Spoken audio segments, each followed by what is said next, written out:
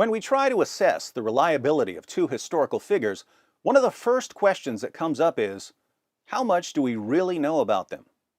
And the answer to that question will depend on how early our sources are.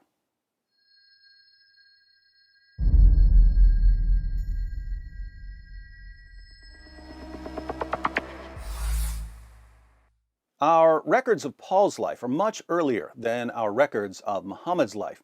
And here I don't just mean that Paul came centuries before Muhammad, and so we have earlier sources for Paul's life.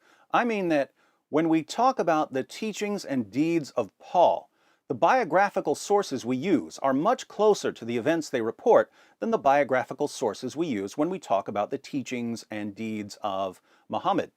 Our earliest biographical sources on Paul were written during the lifetime of Paul. The book of Acts was written in the early 60s, before Paul was martyred, and it was written by a traveling companion of Paul, who was an eyewitness to many of the details he reports. We also have numerous letters written by Paul himself. Our earliest detailed biographical source on Muhammad is Ibn Ishaq's Sirat Rasul Allah, which was written more than a century after Muhammad's death.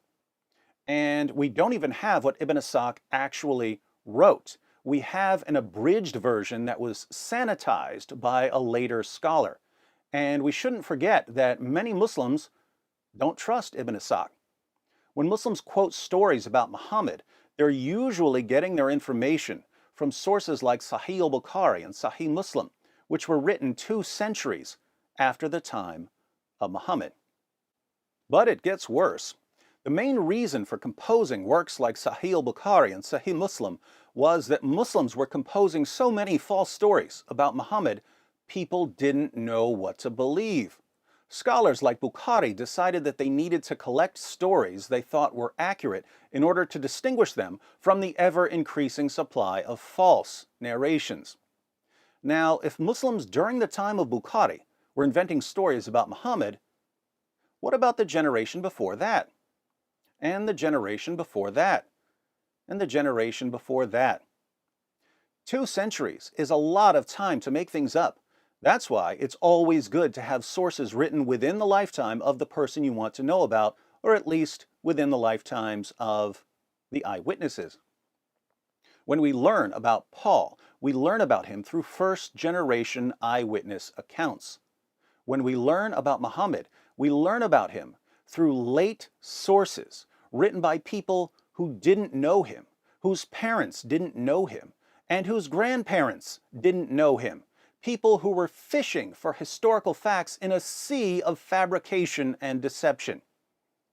A few years ago, the crumbling historical foundations for the life of Muhammad led the Islamic scholar Muhammad Sven Kalish to conclude that Muhammad probably never existed. I don't agree with Dr. Kalish's conclusion about Muhammad's existence, but when even Muslim scholars are starting to recognize how difficult it's become to take Muslim sources seriously, our confidence in the historical Muhammad vanishes faster than a Muhammad cartoon posted on Facebook in Pakistan.